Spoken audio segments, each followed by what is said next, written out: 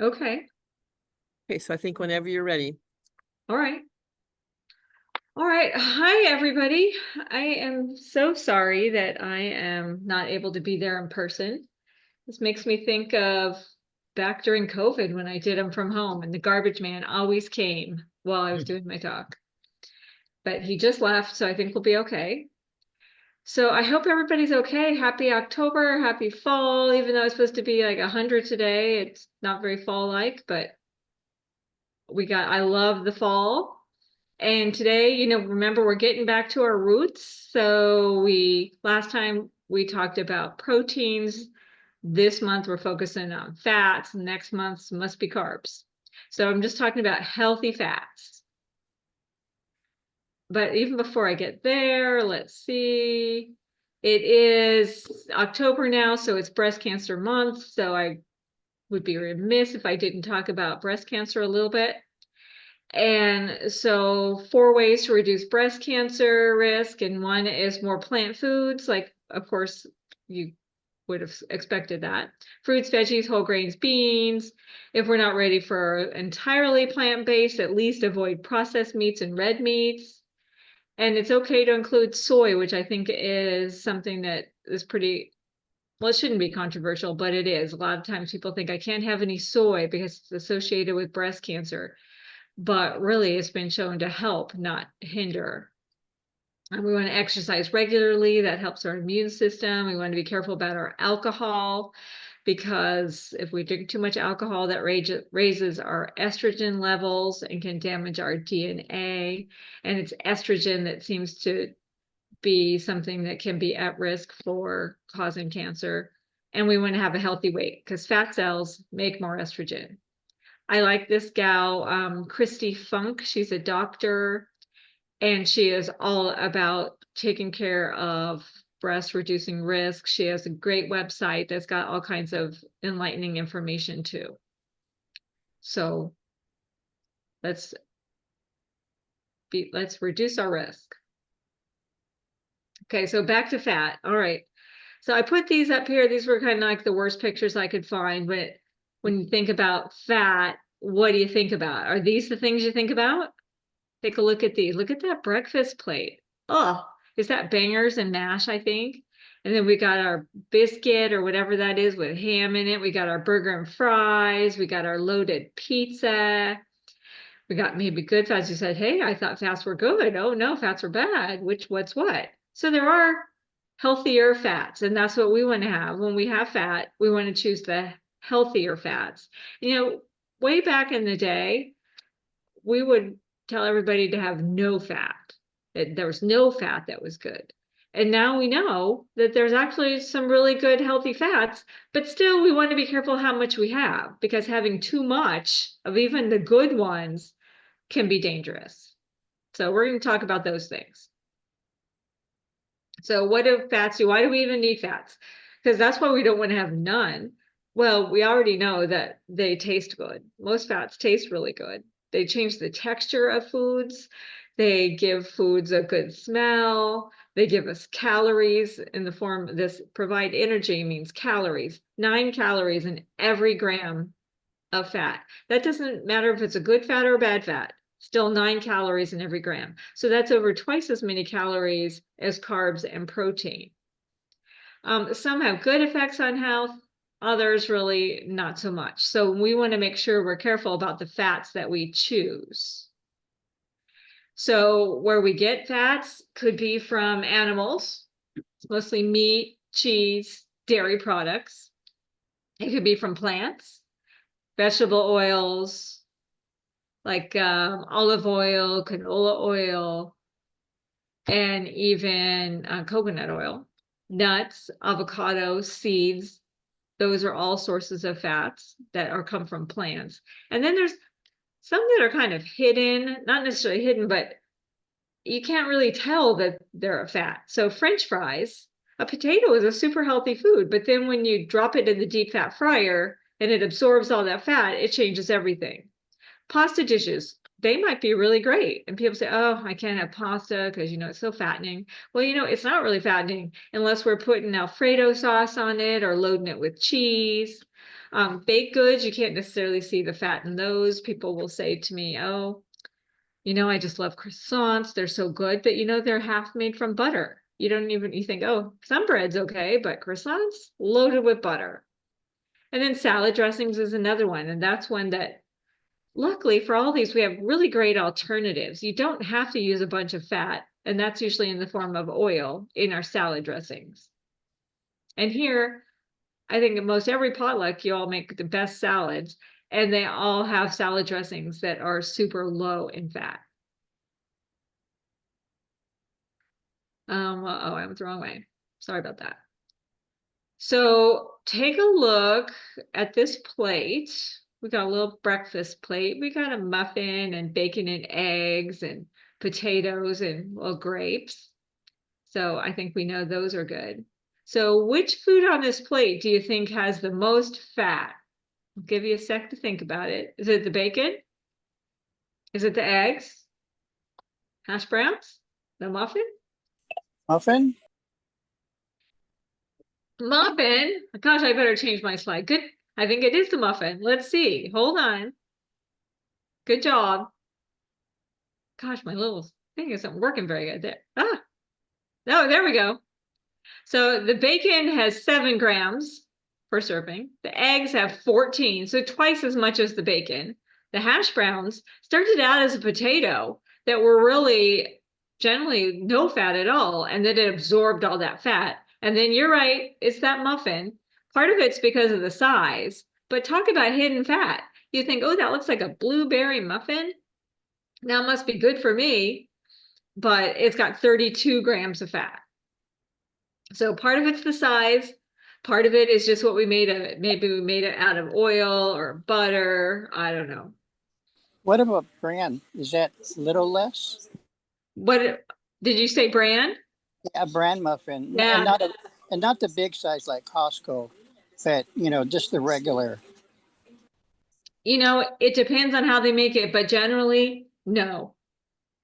I mean, the big ones, in fact, that's a good point you brought up there, Paul. So the ones like at Costco are the equivalent to 4 pieces of bread. They're 4 servings because they're so big. So that's one reason why this one's so high, is because it's so big. But a bran muffin still is going to be made with the oil or the butter or whatever they made it with. It's just going to have more fiber. So it doesn't mean it's not a better choice than this guy, but it still could potentially have a lot of fat. But you know what? We can make muffins all we want and use our fat substitutes. We can use applesauce instead of the oil. We can really get the fat down. And in that case, a bran muffin would be a great choice because it would be high in fiber and it would be lower in fat. But So there's probably a lot of nuts in that muffin. Yeah, there's probably some nuts. You're right.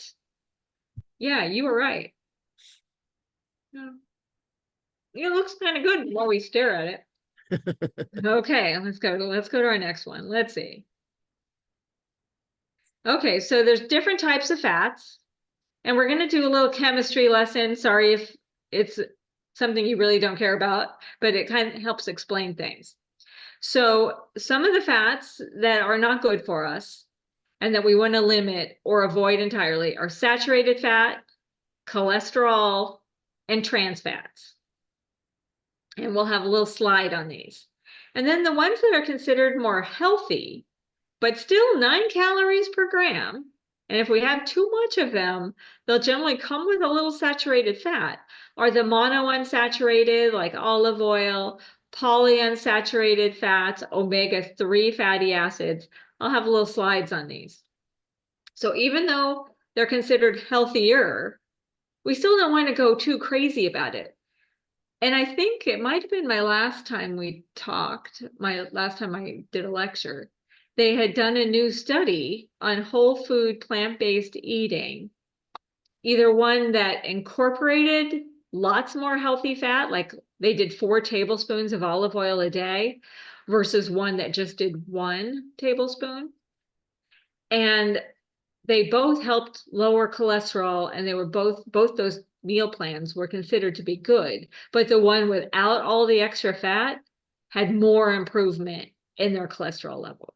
So that was just a little more data to show, yeah, it's okay to have some fat and there's good things about it, but we don't want to have too much. Oops.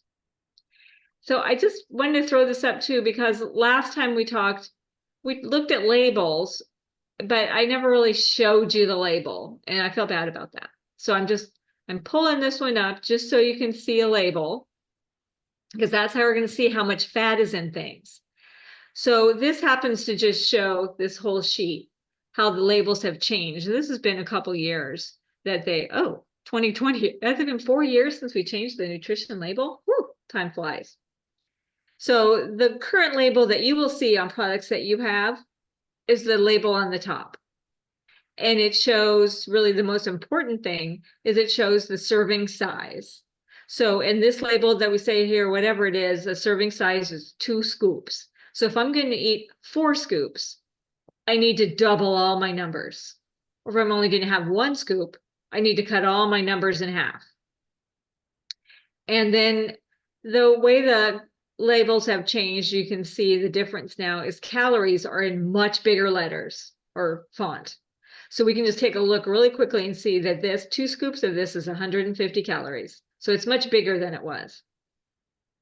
They also, when they redid the labels, they made the sizes a little more accurate, I guess, because sometimes they would say like, this happened on ice cream. You know, the little pints of ice cream that you get, like Ben and Jerry's or Haagen-Dazs or the small ones.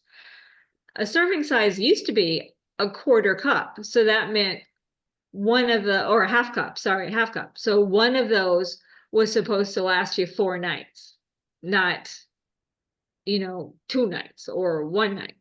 So they changed it. And now you'll see, if you look on your ice cream containers, that will say that that whole container has 3 servings in it. So a serving is like 3/4 of a cup. So they changed them to be a little more accurate to what people eat. I don't know if that's good or bad. But then it'll say total fat. So there we got, this item has 4 grams of fat in it. And then a little subset of that, it says, okay, of those 4 grams, half a gram, 0.5 is saturated fat. That's the artery clogging kind. And trans fats are 0. So that's good. See, those are kind of low in the bad fats. Now you'll say, oh, 0 and 0.5 don't add up to 4. It's because they didn't have to list monounsaturated and polyunsaturated. They have to list saturated and trans. So if they don't add up, it just means there's more of other things. They just don't have to show those. And then it goes on to show how much cholesterol we have. Remember, cholesterol is only in animal products.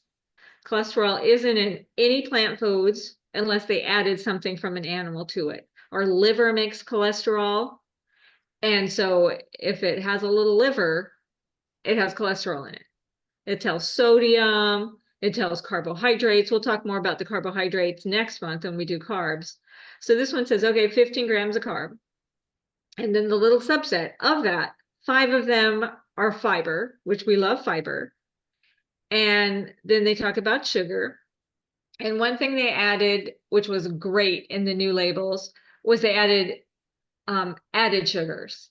Because you used to be able to see a label and it said, okay, total sugar is none. But then there's like 14 grams of added sugar that they didn't have to list there. So now they have to list all the sugars and they have to list the protein. And the number that really gets people confused a lot is that percentages along the right-hand side. So that is the percent daily value. So what that means is if you're the typical healthy American and you're eating this product, the fat, it says, and you can drop down to the bottom of the one on the lower label. It'll say total fat 65 grams. So you're the typical healthy American. You're following a 2,000 calorie diet. You should have 65 grams of fat a day. So if you eat this, you just got 5% of your 65%. Now, the trouble with that number is, most of us aren't the typical healthy American. And so we really don't necessarily need to be having that much fat, especially if we're trying to watch our fats. They're doing 30% calories from fat. So I don't find the daily value all that helpful. So I kind of ignore it, but it's there. So I just don't want it to throw you off. Another thing they changed on these new labels is the vitamins and minerals they have to list, which is vitamin D, calcium, iron, and potassium. It used to be a little bit different. So they do only do daily value for those. So when you're looking at a label, look at your total fat, look at your saturated fat and trans fat, because that's what we want the least of. No, that doesn't mean you're not going to ever have those. You will, but we just want to go for the least. That's that. Any questions about the label?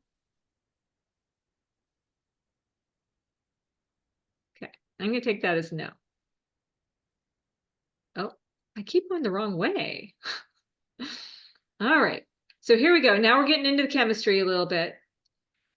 We probably have all had our labs done and we got triglycerides measured. Triglycerides are fat in our blood. That's how our fat gets transported around.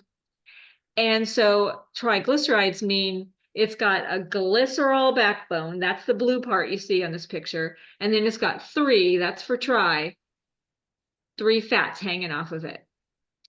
So triglycerides have made different types of fats on them, and then they break apart, so then the fats can go do what they want to do. So let me show you what each kind looks like. So here, this top one is called a saturated fat. Now we all know that's the bad one. And all of our fats are a long string of carbons. So sorry, you probably didn't want to get into all the atoms and stuff, but I think it just it helps us understand the differences. So all of our carbons have places to hold on four sides. I guess I've no better way to say that. It's got like hydrogens or carbons on it. So all four sides of the carbon are full. That's a saturated fat. It means there's no other place we could slip anything in because it's already full up. That's saturated. And by being saturated, that gives it its I can't think what the word is. It gives it its structure. It says, okay, most saturated fat is solid at room temperature. So think of a hunk of butter or a hunk of lard or the fat that you cut off a pork chop. Solid at room temperature, those are saturated fats. And then if we drop down to monounsaturated fat, there's one spot, you can see it right in the middle there, that they call a double bond. That means it's not full up on all four sides. So there's one single spot that has an area where you could actually add something to it. So that's a monounsaturated fat for one area of unsaturation. So our monounsaturated fats would be like our nuts and olives and olive oil. And then if we drop down a little bit more, we've got our polyunsaturated. So poly stands for many. So we've got more than one, so 2 or 3 or more areas of unsaturation. So you can see this first one is an omega-6 fatty acid. It's got 2 points of unsaturation, 2 points where we could still actually add a little something to it. And because those double bonds start at the 6th carbon, they call it omega-6. Versus the omega-3, which is the one on the bottom, where that point of unsaturation starts at the 3rd carbon. I'll have various slides to show you what's what. But because of this structure, it gives the fat its structure. So it's more oils, it's more liquid. The omega-3s we know are in fats because that's what's in our salmon, let's say, and fish. Sorry, I think I said that wrong. Are in fish. So we know how fish can swim through the water and are all flexible. That's because of it's made from omega-3s. Okay, let's see. Come on, I gotta find some other way to get through here. No. So we know we want to try to eat omega-3s, but we don't want to try to eat omega-6s? You know, omega-6s, we want to have a good ratio of both, not eat more than the other. That's been our trouble over the years, is we ate more 6s than 3s, especially way back when they created margarine, which is a lot of omega-6s. And so, and I think I'll have a slide to show that. Some turn on good things in our body and some turn on bad things in our body. So the omega-6s, we want to have some, but we want to have more 3s than 6s. So I think I'll have a slide when I get to my omega-3s. Okay. So here's our saturated fat. Solid at room temperature, like our lard or butter. It's mostly in animal foods. So think meat, eggs, dairy. But, and even meat, like the white meat and chicken and fish too. Then there's our tropical oil. So these are our plant-based saturated fats. Coconut, palm kernel oil. And coconut, I'll have a slide on coconut. And you might say, oh, I would never eat palm kernel oil. I don't even know what that is. Well, it's not in stuff you normally eat. Some cultures, that's their main source of fat. Not for us, but where we get it is in our processed goods. It's a fat that won't go bad very quickly. And so they put it, in our Twinkies and things. If we have saturated fats that are long chains, which means lots of carbons, they can increase our LDL. That's our lousy cholesterol, our cholesterol we want to keep low, our LDL. And the saturated fat is associated with heart disease.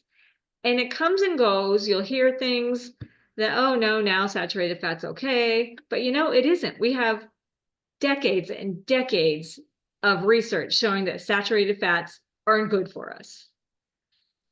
So don't get caught up in all the media things that change things around. So I just want to talk a little bit about the coconut oil. So it's got that string of carbons too, but it's a medium chain, meaning it's fewer carbons. And because of that, and this is hard for me to say because I've always thought, oh, saturated fat's the worst thing, and coconut oil, it's highly saturated, so we don't want to have it. But it might not be as horrible as we thought, but there's still nothing that makes it a health food. It is still highly saturated.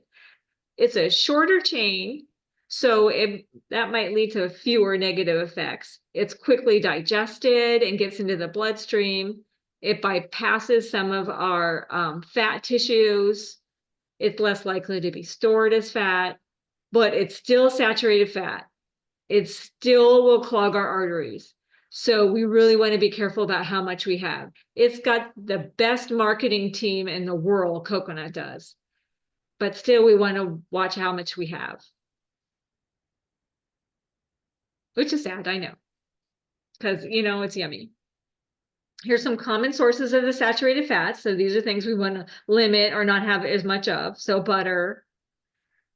And actually, I would throw a little margarine in there too, because it's more solid. So it's going to have some saturation.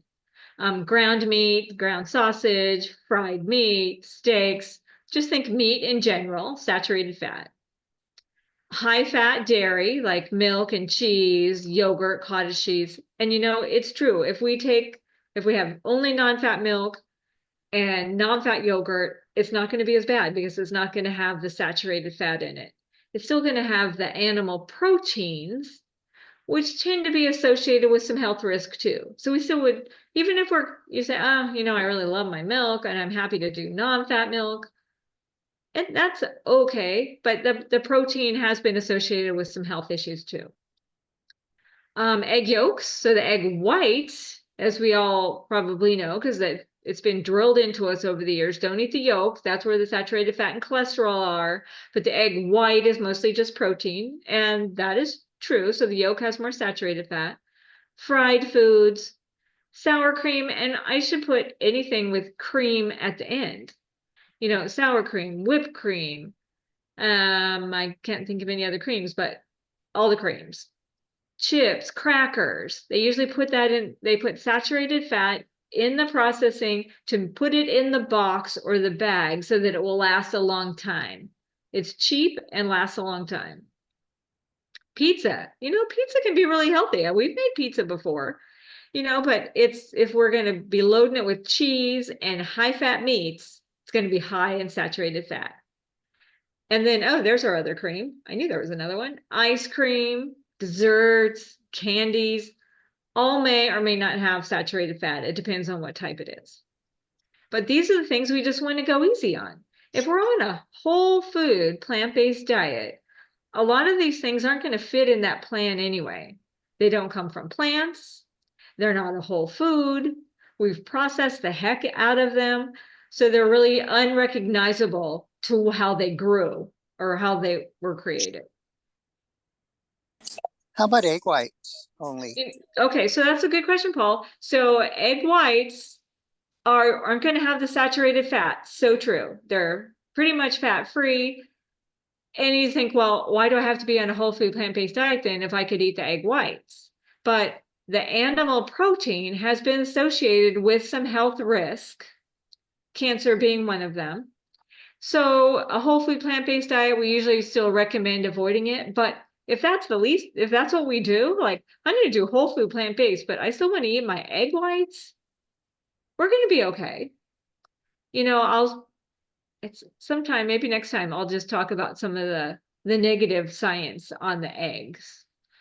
But, you know, as far as saturated fat goes, they're not a bad choice. Hate to admit it. So how are we going to reduce saturated fats? Well, we could avoid whole dairy products so we could use non-fat dairy, or we could switch to plant-based milks. So like almond milk, soy milk. We could oat milk. We could limit our animal foods. So instead of meat, we could have like all the things we always talk about. Have beans or lentils, have meat alternatives, have nuts, have soy. So we're getting away from the animal foods. We could not add fat to recipes. And that's generally what we do. You know, you'll always hear when John's making recipes for us up front, and he'll say, you know, it said to use oil, and he didn't use any oil. So we can use, instead of sauteing our onion in oil, we could do it in broth or water or not use anything at all. We could swap out our eggs with plant foods. I think I'll have a slide on this. We could use scrambled tofu. We could substitute other things in place of eggs at recipes like flax eggs, which we've talked about. 1 tablespoon flax to 3 tablespoons of water, and let it sit for about 5 minutes. And it creates this more viscous texture food that you wouldn't want to necessarily scramble it up, but you could put it in your zucchini muffin recipe and not have any fat to add to it. And if you are having a fat, choose the whole foods that have the fat. So that means instead of even having olive oil, I'm going to have the olives. So choose a whole real food that hasn't been processed, if at all possible, or limit the amount that you're going to have. That's always the answer too. How am I going to reduce my saturated fat? Well, I'm just going to have smaller portions of whatever that is. So here's just some egg swaps that we do a lot of times. These are mostly for baking, I guess. Yeah, not I guess. They are mostly for baking. So when you're making those zucchini muffins, 1/4 cup of applesauce or mashed banana instead of an egg in the recipe will act like an egg. There's our flaxseed, 1 tablespoon of flax to 3 tablespoons of water. And the same would be true. You can see down at the bottom, chia seeds would be the same thing if you like those. Aquafaba, remember we've done things with that. That's the liquid from our garbanzo bean can. That you can whisk up and it's frothy. That makes a great egg substitute. Prune puree could be an egg substitute, especially in chocolatey dishes. But you could use, depending on your dish, you could use apricot puree. You know, I don't usually have prune puree sitting around, so I get the little baby food jars of it. You could use pumpkin, which is perfect this time of year when we're making pumpkin breads and things like that. You can also use tofu, 1/4 cup of silken tofu, the kind that comes in the little box without the liquid. That one, you whisk that up. That can make a great egg substitute. And then you'll see I have the picture of that Just egg. I don't know if you've tried the Just egg. It's a liquid You buy it in that little bottle, and you can use it just like you would an egg also. It's made from mung beans. And I think I have a picture of its label. I'm hoping I do, if my thing will turn, but it's not turning. Come on. Ah, there we go. Here's our Just Egg. Has anybody tried Just Egg? Everybody's shaking their head no. No? Okay. You know, it's too expensive for me, so I haven't bought it. I've had it in restaurants. And it tastes okay. And you know, it's not so horrible because it's made from mung beans. And I've really been experimenting with making it on my own. And I haven't quite perfected it, but hopefully in 2 weeks, John and I were supposed to be doing cooking without eggs. So I'm hoping I'll have it perfected. Because when I've made it, I just use water and mung bean, not all these other seasonings. Oh, that's not true. I use turmeric to give it its little yellow flavor or yellow color, because it does have a lot of other weird things in it. But it's not a bad choice. They're just so darn expensive. It's like $7.99 for that little bottle, which I'm much too cheap to do that. But hopefully I'll have that perfected, or John will, by the time we see you again. But it's an option. It's not a bad option either. It's good. I don't want to put it down. It's just so expensive I can't justify it. Now here's trans fats. So we talked about saturated fat, monounsaturated, polyunsaturated. Where do trans fats fit in? I think one thing we all know, trans fats are the bad thing. So they started out in, they are created, or not created, they are naturally in some foods, but in small amounts. But where we get most of our trans fats is in processing. And so we have a regular saturated fat there on the right. See, all the little C's are full, everything's good. But then we pump it. We're trying to make it, because you think, oh, well, that's, you know, fine. But I want to, I have my, sorry, I'm starting with the wrong one. I'm starting with my mono or polyunsaturated fat. Sorry, I'm moving my way to the right. And it's kind of liquid, right? Because it's poly or monounsaturated. And you think, well, I want to, you know, put that on my toast. And so we want to make it more solid. And so they pump that liquid fat with hydrogens under pressure. And they create then, instead of a double bond, they actually throw carbons into all of it. They basically create a saturated fat. And in doing that, they flip it around. Instead of one straight line, they flip it. So cis, see on the bottom, means same. The hydrogens are on the same side. But in pumping that with hydrogens, they create a trans fat. It flips it. So now the hydrogens are on opposite sides, which is just like a saturated fat. Sorry, I hope I didn't mess that up too much in my description. We start out with just a regular polyunsaturated fat or monounsaturated fat. We pump it full of hydrogens. It still leaves a monounsaturated fat, but it flips it. So now we have these trans fats that act just like saturated fat. That's that. So we know saturated fat's bad, so trans fats are bad.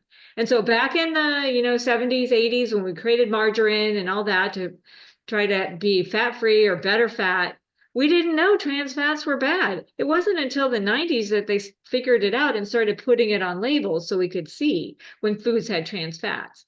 And trans fats are generally, I must have a slide, are in baked products, because again, they took this cheap fat, pumped it full of hydrogens. Now it's not going to go bad until the next millennium. So it's in all our, you know, crackers and cookies.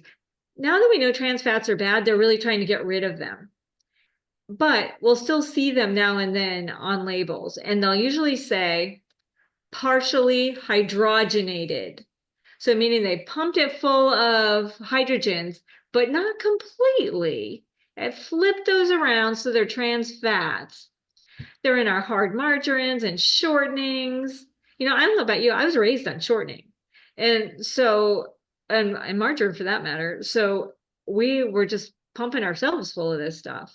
It's in fried foods, because it doesn't go bad as quickly, fast food places love it in the fryer because now they don't have to change the oil as much. So you'll see it in fast food, French fries and fried chicken, and they're trying to change that up. So you'll start to see that, you know, this item or that item or this fast food restaurant got rid of the trans fats.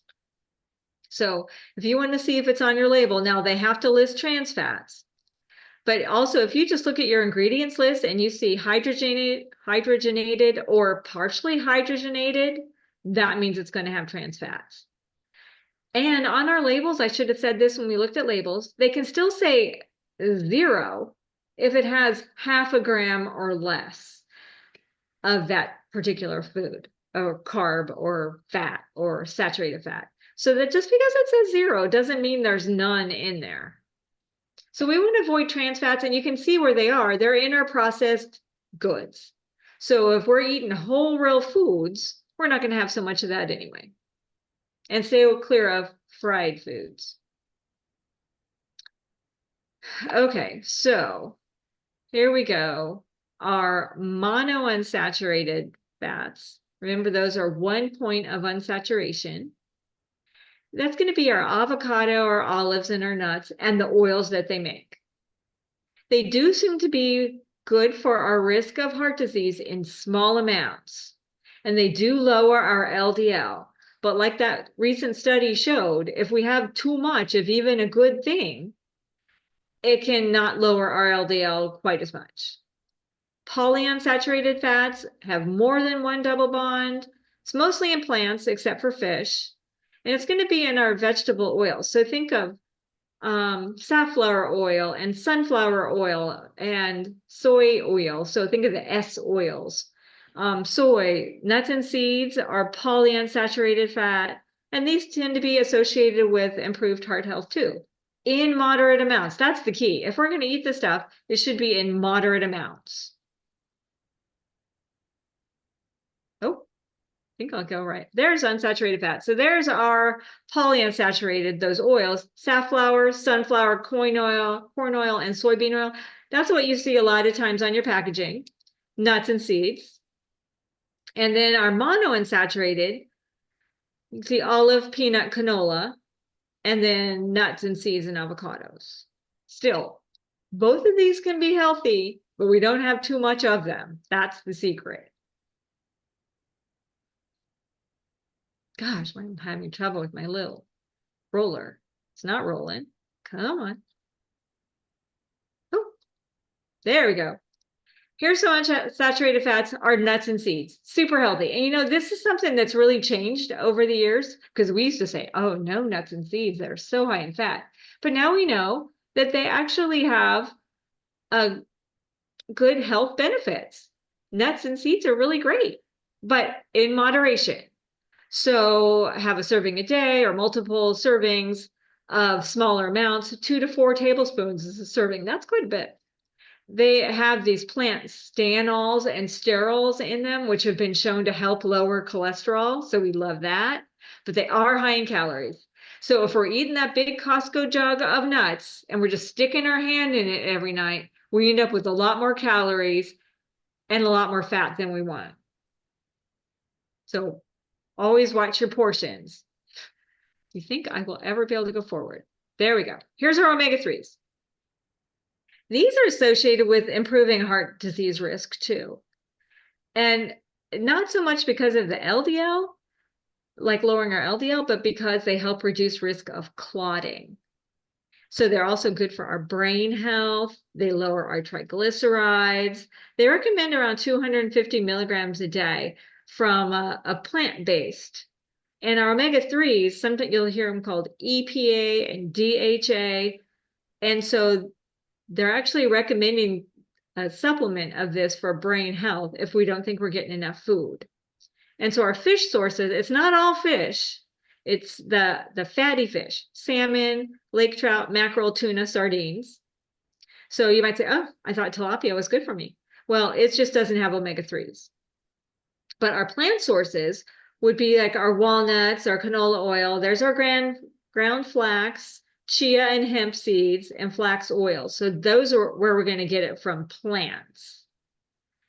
since they've really been showing the research on how important the omega-3s are for brain health and reducing risk of dementia, I have started taking a supplement. I get a vegan EPA DHA that I just buy on Amazon. And I take it every few days. But that's because I probably don't eat enough of this other stuff. Okay, yes, let's roll. Let's roll. There we go. So here's our omega-3 seeds. And so we got flax, chia, and hemp. So flax has been shown to reduce inflammation and help with blood sugar and blood pressure, and may improve survival of breast or prostate cancer. Chia are a great source of protein. Flax is too, really. And they have fiber and magnesium. Now, on our flax, I think we talked about this last time, those are little tiny, tiny seeds. And we really should grind those up in order to make the omega-3s available. Chia is another one that they say you should grind up. I haven't gotten into that myself because they're so darn tiny. But I'm going to work on that. And hemp, protein, fiber, nutrients. If you haven't tried hemp, it's actually really nice because it's kind of chunky compared to the other two, and it's nice to sprinkle on salads and things. And all of these have been shown to be anti-inflammatory and antioxidants. So what are you going to do with these guys? Well, I don't know about you. I put them on my oatmeal. I shake them onto salads. My hemp, mostly I shake on the salads. You might add them to a smoothie if you're a smoothie eater. You use them as a binder in recipe. That's where we're going to use our flax or our chia in place of eggs. You can make crackers out of them. There's lots of little seed crackers you can make that are fun with this. You can add them to breakfast bites, and a breakfast bite to me would be like one of those little energy balls. And they usually call for chia or flax. You can sprinkle them on soups or grain dishes. That's actually why I like the hemp, because it is a little crunchy. So I add it to them. You can use it as a thickener in a recipe. Now, all of these, because they are polyunsaturated, because they're omega-3s, those points of unsaturation are easy spots to help it to go rancid. Saturated fat doesn't go rancid as readily as our unsaturated fats. So I keep them in the freezer, and that way they don't go bad. So I would highly recommend that. And I buy them in the bins at Winco if I'm getting them. That way you can buy as much as you want or as little as you want. And the price is much better there.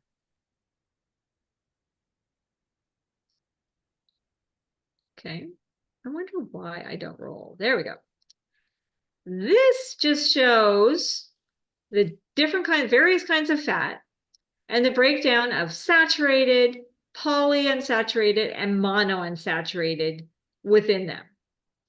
So you can see canola. I think canola is the one that made this little chart, because it just shows, you think, oh, canola looks really great. It's the lowest in saturated fat, but it also has, very moderate amount or decent amount of polyunsaturated, and it's got a lot of the monounsaturated, the yellow, and it has some omega-3s in it too.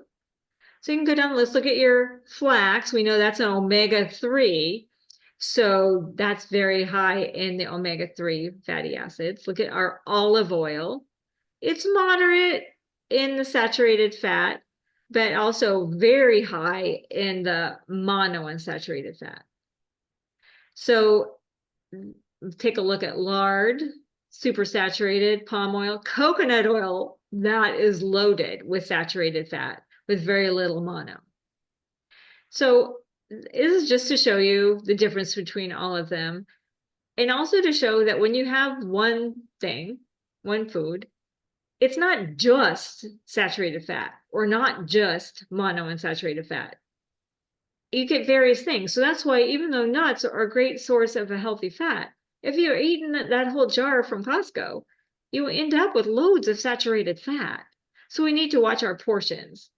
And the fat that you use depends on your needs and if you like the flavor. Like I like the flavor of olive oil. So if I'm going to have any oil, I might use olive oil. I might use a little canola oil, depending if I don't want to have, that flavor. But I try to hardly ever use any of these. So how are you going to reduce the fat in your diet? Well, less or no meat, that'll definitely do it. No dairy or choose non-fat dairy when you get it. Limit your high-fat condiments like mayo or the secret sauce, that's usually Thousand Island dressing. Instead of frying, bake, broil, grill. That's going to reduce our fat. Cut added fats in recipes. So when you're making those muffins, use something else in place of fat. All that list that was for eggs could also be used for that oil that's called in your recipe. So you can use your applesauce or banana or aquafaba or tofu in place of that. And I hear Leanne was making some black bean brownies. So in place of fat, you use the black beans. How'd they turn out? Beautiful. Yeah. Ah, Did you thank have you. one? We ate corn. Oh. Thank you for making those. You So betcha. I think the beans in that recipe are actually in place of the flour. Yeah. Oh, they are? Yeah. And then there's applesauce in place of the fat. Oh, okay. And we also use some flaxseed. She did use Oh. flax egg. Oh, excellent. Oh, I wish I was there. So We wish you were here too. Yeah. So we understand that you can't be, so okay. Next time I'll be there.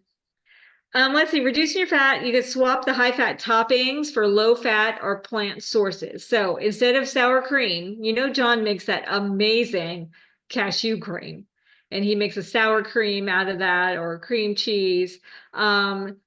Try not to use butter or margarine, and you could say there are plant-based margarines and they taste okay, but they're still high in fat too. But they have healthier fats than if I just use butter. Anything else that we can think of to reduce fat in our diet?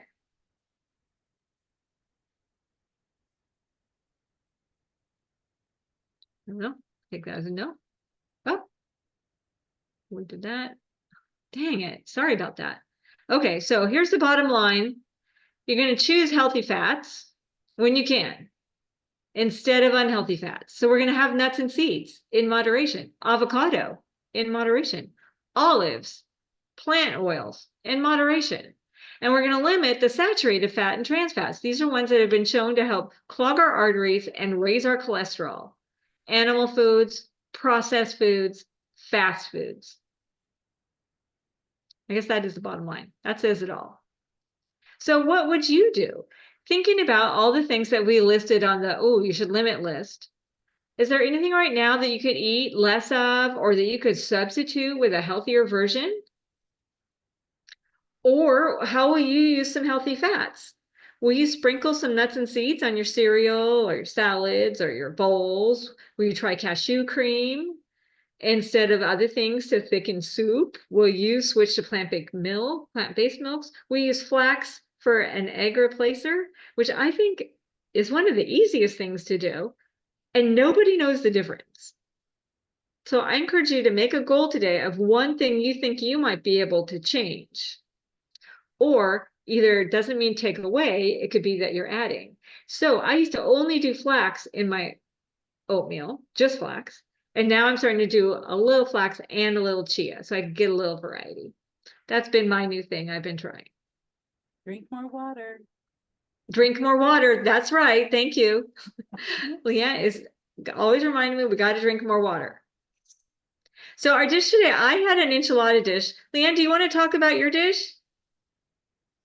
Sure. We baked off a little butternut squash and cubed it up and mixed it with some black beans, and we had some green onion in there, and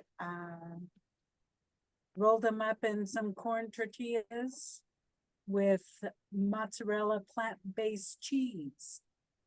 We made our own sauce with some canned tomatoes and garlic, a little bit of seasoning.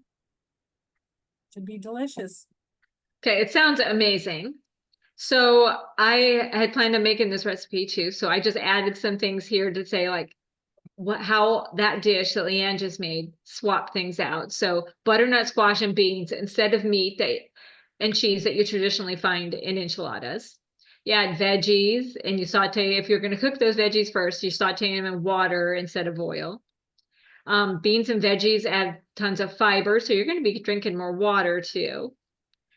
There was no cheese necessary, but it sounds like you use plant-based cheese. Yes. So you could use that, or you could make your own cashew cream or sour cream like John did for those fajitas he made a couple weeks ago. Instead of most recipes for enchiladas say to fry your tortillas a little first, but you don't have to. Did you warm yours in the microwave? Yes, we did. 'Cause Okay. they'll fall apart if you don't. Exactly. You got to do something. Otherwise they just bend in half. So you can warm them in the microwave. You don't have to fry them. And then you could also, if you wanted to, add avocado as a healthy fat topping. And then you cut up your own butternut squash. Yes, we baked Okay. it and then cubed it and put it in, gently rolled it with the black beans. I Okay. like your peeling idea. I've never seen that before. Oh, really? That's how I always do it.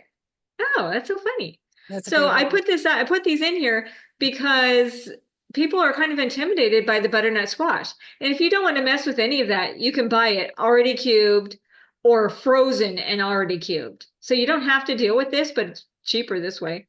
Yeah. So you've got this big old butternut squash and you cut off the ends and you peel it. I like to use the potato peeler, but some people use a knife. And then this picture of the butternut squash doesn't have a super bulbous end. A lot of them are kind of narrow on the top and have this big ball at the bottom.